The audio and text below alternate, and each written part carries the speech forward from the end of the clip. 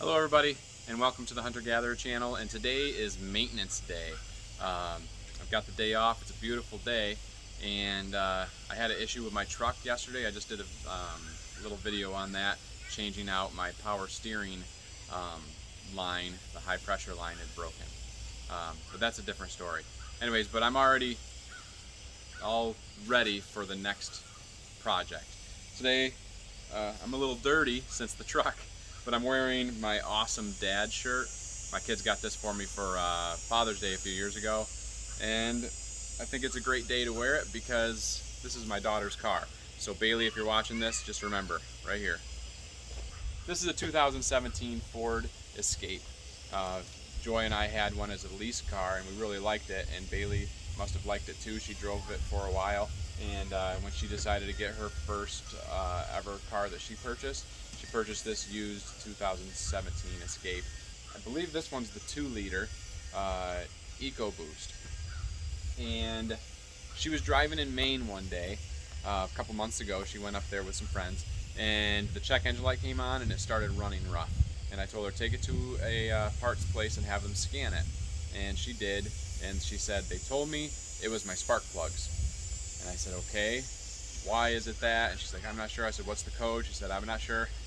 So, but then the check engine light went out and it started running really smooth again, and she thought, hey, it must have fixed itself, which hardly ever happens. You know, when it's come on once, it's probably going to come back on.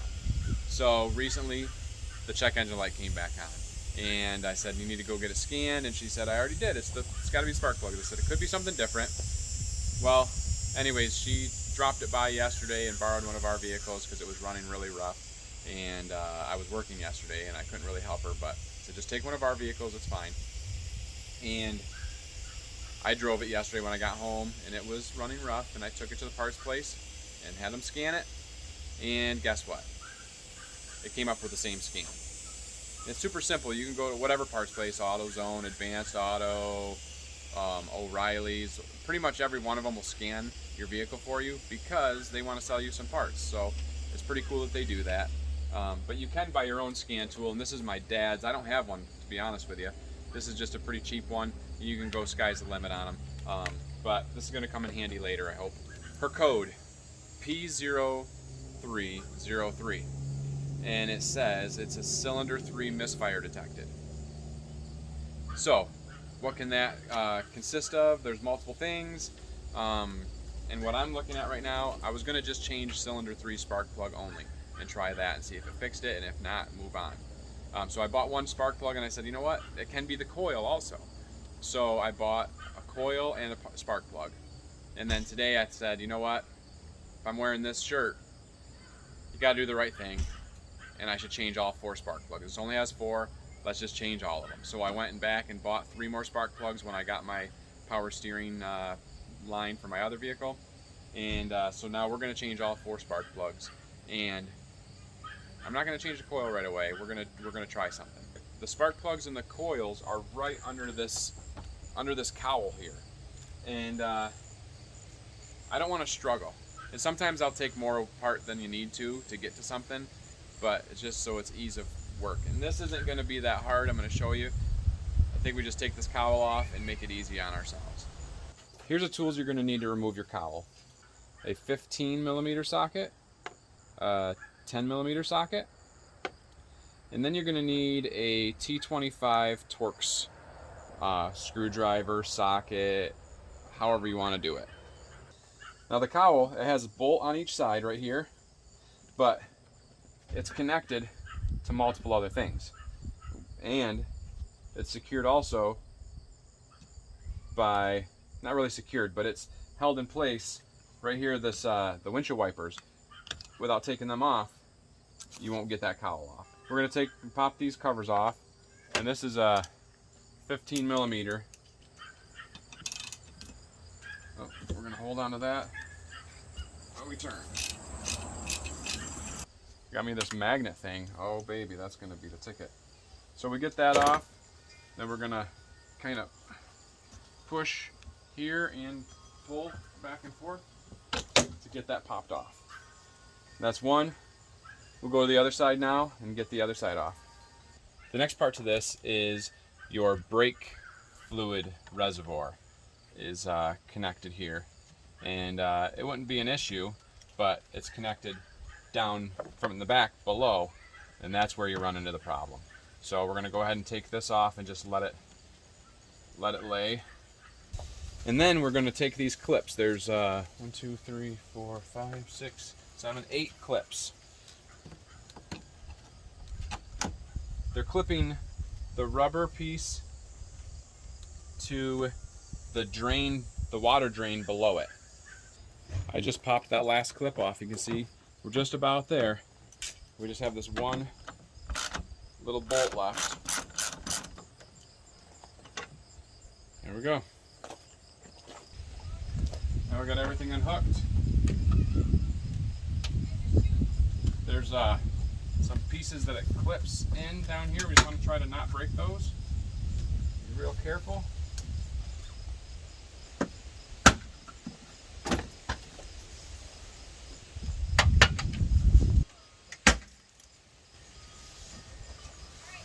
Last one. There we go. This drain is all full. I'm going to take it in there and scrub it up a little bit and use the compressor to blow it out and make sure it's clean.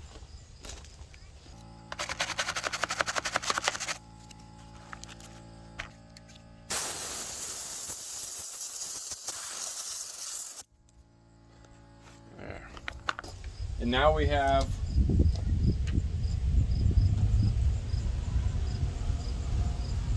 a small bolt here on each side. And it's that same 10mm.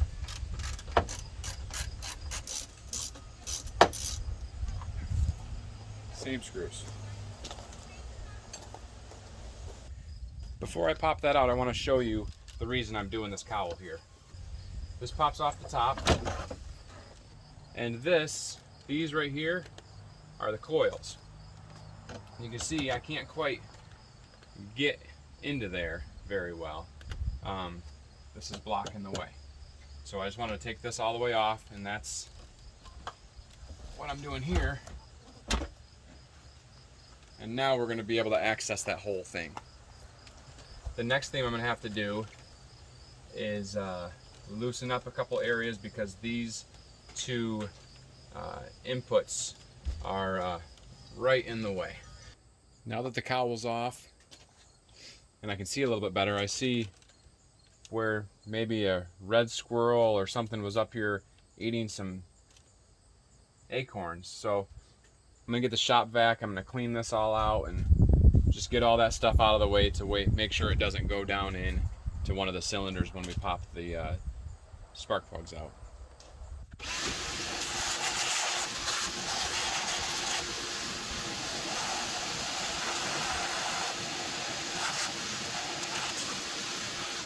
Now it's time to figure out how to get this air breather out of the way. So this is an 8mm, and I went and got my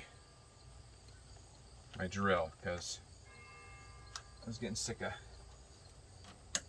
messing with that ratchet. I'm going to loosen this up.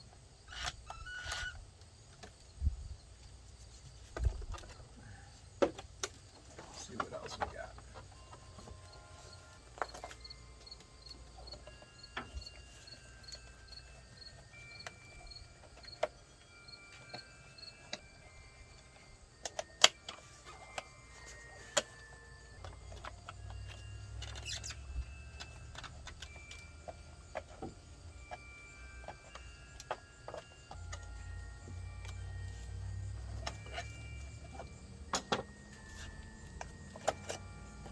Pinch this and pull it out.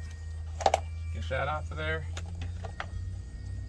Just connect that there. We'll be able to move it around to wherever we need to when we need to. So it's got a lot of that cleaned up. I don't know if I can pop this off or not.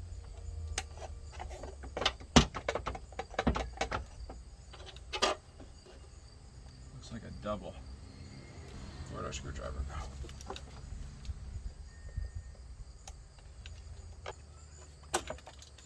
There.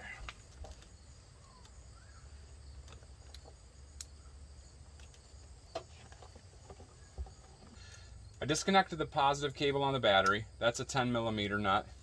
And I pulled all these off, and I forgot to hit record. This has this plastic piece that locks it in place. Just pull that back, and then pull them off. And all 4 of these coils are disconnected now. Now there are connectors, just these plastic keepers for this wire loom hooked onto that little bolt and that one. And then it looks like these are 6mm probably, and these are 8mm. So we're gonna get those off of there.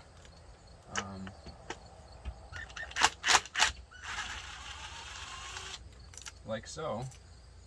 You know what? I'm not gonna put them there just because I want to make sure I get the right ones back in. I'm gonna set them right here.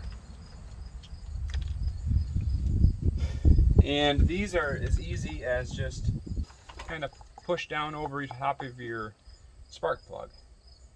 So pull that out, and it's clean behind there, so we should be good. But this is what that coil looks like. And it just sits on top of the plug, and it sends the spark down. And you don't have to worry about the plug wires anymore. Now this is cylinder 2, and this is cylinder 3. And cylinder 3 is the one that we're having the issue with. So what I think I want to do now that I got everything torn apart is I'm going to change the spark plugs, but I want to take cylinder 2 and 3 coils and swap them, and then I'm going to run the check again and just see if it still says cylinder 3 is the issue or if it'll say cylinder 2 is. And if that's the case, then I know the coil is bad. If not, I'm going to change the spark plugs and put the coils back where they were, and that way we're changing the plug. I'm just going to scratch a number 2 on here. I don't have a pencil with me, and I'm going to put like 3 marks on this one. 1, 2, 3. So I know that's cylinder 3.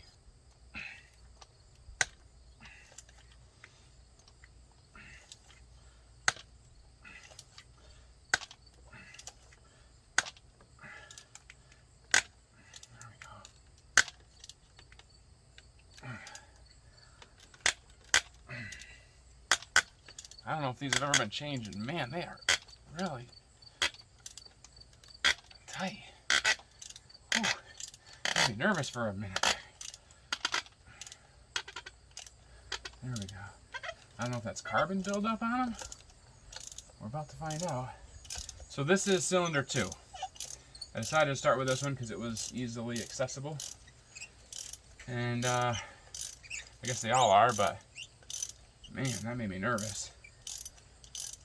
I don't have a spark plug socket for this size. It's a 5/8. I gotta up my game on spark plug sockets, I guess. I'll try something. I don't know if I put the magnet here, if it'll magnetize the whole thing enough. Did not, so let's try this. Oh, not quite all the way. There we go. So here's the difference. There's a lot of carbon on there. The tip is starting to melt away a bit, and the gap looks different. It's an original Ford plug. It might be the original Ford plug. We're gonna hope we can get it to get in there. Feels like it did. There we go. So we got one plug change so far, and we're gonna get the other 3, and then I'll show you what all of them look like. Here are the 4 spark plugs in order. 1, 2, 3, 4, and a new spark plug. We're gonna have all 4 new plugs in there, and hopefully that'll take care of it, but I've got that coil just in case. I went up to my uncle's garage, and he has a really super fancy Bluetooth computerized code reader, and we deleted all the codes, And that one, when you start up the vehicle, you can see misfires in each cylinder, if any cylinder is misfiring. And I had switched the two coils, and the only cylinder that showed a misfire as it was reading was cylinder 2. And I had taken 3 and moved it to 2. So I'm going to go ahead and switch that coil, and I already did that. This is the new coil now in cylinder 2. So we've got new plugs and a new coil on cylinder 2. And we're going to check this later on just to see if we continue to have an issue and go from there. But I believe we've got it fixed.